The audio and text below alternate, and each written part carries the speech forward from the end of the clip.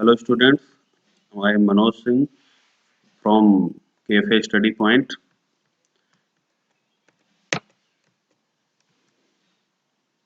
Today we will study synthesis.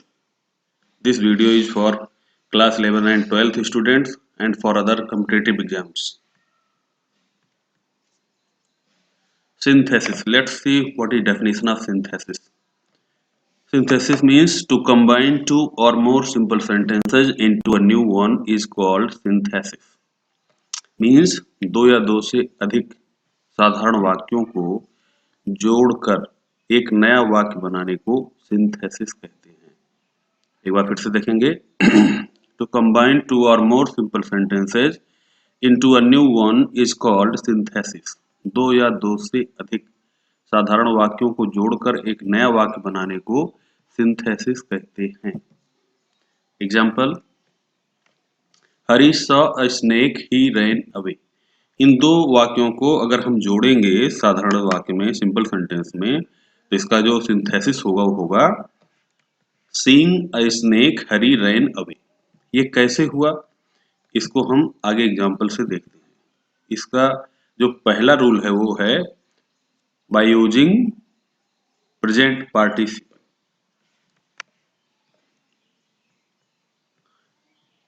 जो भी sentence हम बनाएंगे वो सिंपल सेंटेंस होगा, कॉम्प्लेक्स सेंटेंस होगा और कंपाउंड सेंटेंस होगा। तो पहला रूल हम लोग सीखेंगे, what is simple sentence. To make simple sentence. Simple sentence क्या होता है, इसकी डेफिनेशन इधर देखेंगे। The sentence that has a subject, a helping verb and a main verb is called simple sentence. वह वाक्य जिसमें एक सब्जेक्ट, एक सहायक क्रिया और एक मुख्य क्रिया होती है उसे सिंपल सेंटेंस कहते हैं। Example, I do not help you assertive है, do I help you interrogative है, डू इट नाउ इंपरेटिव है, alas she is dead exclamatory, may god bless you optative। तो ये 5 प्रकार के सिंपल सेंटेंस हम बनाते हैं। तो जो सिंथेसिस हम बनाएंगे वो पहला रूल हम लोग यूज करेंगे by using present participle. What is present participle? Definition is given here.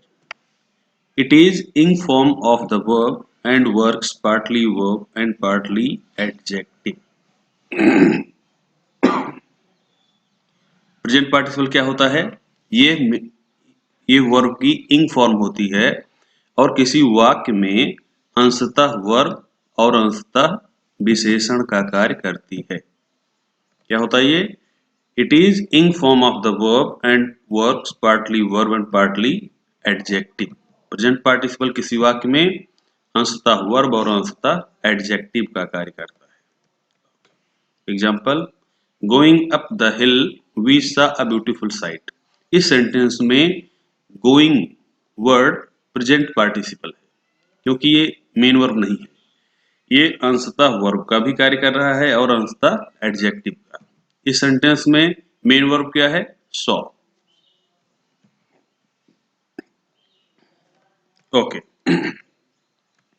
इसके द्वारा दो वाक्यों को तब जोड़ते हैं जब दो वाक्यों का सब्जेक्ट एक हो तथा उनकी मेन वर्ब अलग अलग हो।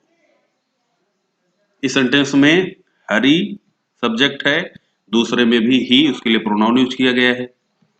मेट पहले सेंटेंस की मेन वर्ब है, टच्ड दूसरे सेंटेंस की मेन वर्ब है। तो हम प्रेजेंट पार्टिसिपल के द्वारा दो वाक्यों को तब जोड़ेंगे जब दोनों का सब्जेक्ट एक हो और उनकी मुख्य क्रिया भी अलग अलग हो। इसमें ध्यान ये देना है कि दूसरी मुख्य क्रिया पहले मुख्य क्रिया का रिजल्ट होती है। इसमें पहला कार्य कौन सा हुआ है? मेट, मिलने का। तो जो क्रिया पहले कार्य का होना दिखाएगी उसी को हम आईएनजी जोड़ करके, फर्स्ट फॉर्म में आईएनजी जोड़ करके प्रेजेंट पार्टिसिपल बनाएंगे। तो इन दोनों वाक्यों का जो सिंथेसिस होगा वो हो जाएगा, मीटिंग हिज मदर हरी टच्ड हर फीट। हमने आईएनजी मीट में क्यों जोड़ा? फिर से एक बार बताते हैं, क्योंकि जो मेन वर्ब पहले कार्य का होना दिखाती है उसे ही प्रेजेंट पार्टिसिपल बनाते हैं। इसमें ध्यान देने वाली कंडीशन क्या है? इसमें सेकेंड वर्ब पहले वर्ब की रिजल्ट होगी। Okay, next, Mohan went to station, he bought ticket. Mohan station गया, उसने टिकट खरीदा। तो इसमें पहला कार्य कौन सा हुआ होगा? स्टेशन जाने का। तब उसका रिजल्ट क्या हुआ? टिकट खरीदने का। तो जो मेन वर्ब पहले कार्य का समाप्त होना दिखाती है उसी को हम प्रेजेंट पार्टिसिपल बनाते हैं। आईएनजी कहाँ जोड़ेंगे? मेन वर्ब की फर्स्ट फॉर्म। तो वेंट का first form go. Going to station, Mohan bought ticket. Went का फर्स्ट फॉर्म क्या हुआ? गो, आईएनजी जोड़े, going to station, Mohan bought ticket. Next sentence, she was thirsty, she drank much water. यहां एक condition ध्यान देने वाली ये है कि यदि मेन वर्ब बी वर्ब हो, यदि मेन वर्ब बी वर्ब क्या होता है? Is, am, are, was verb. जब ये मुख्य क्रिया का कार्य करती हैं तो ये होती हैं बी वर्ब। तो जब मेन वर्ब बी वर्ब हो तो आईएनजी बी में जोड़ेंगे, वाज, इज, एम, आर में नहीं जोड़ता है, इसलिए इसका प्रेजेंट पार्टिसिपल क्या होगा? बीइंग। सिंथेसिस क्या हुआ? Being thirsty, she drank much water.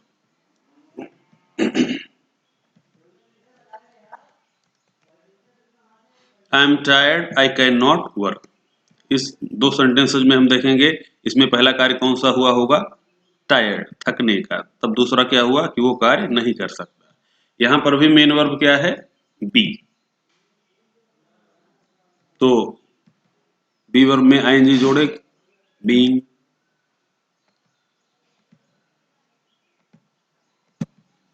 इस तरीके से इसका सिंथेसिस हुआ, being tired, I can not work. I saw Mukesh, he was playing cricket. ये तीसरी कंडीशन है। यहां पे पहला कार्य कौन सा हो रहा है इन दोनों सेंटेंस? मैंने मुकेश को देखा, वह क्रिकेट खेल रहा था।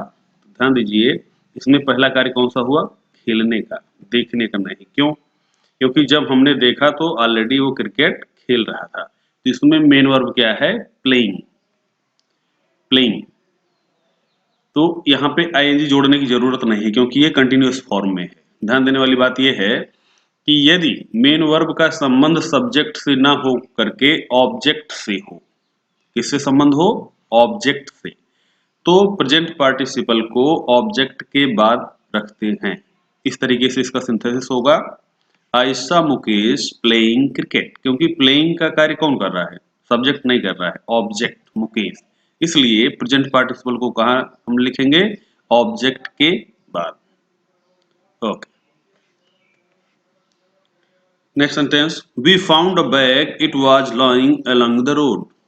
एक बैग पाया जो सड़क के किनारे पड़ा हुआ था। तो इसमें मेन वर्ब कौन सी है? लाइंग। ऑलरेडी इंग फॉर्म है ये, इसलिए इसमें केवल हमें क्या करना है? ऑब्जेक्ट के बाद में इसको लिख देना है। इसका सिंथेसिस क्या होगा? We found a bag lying along the road. Okay, thank you.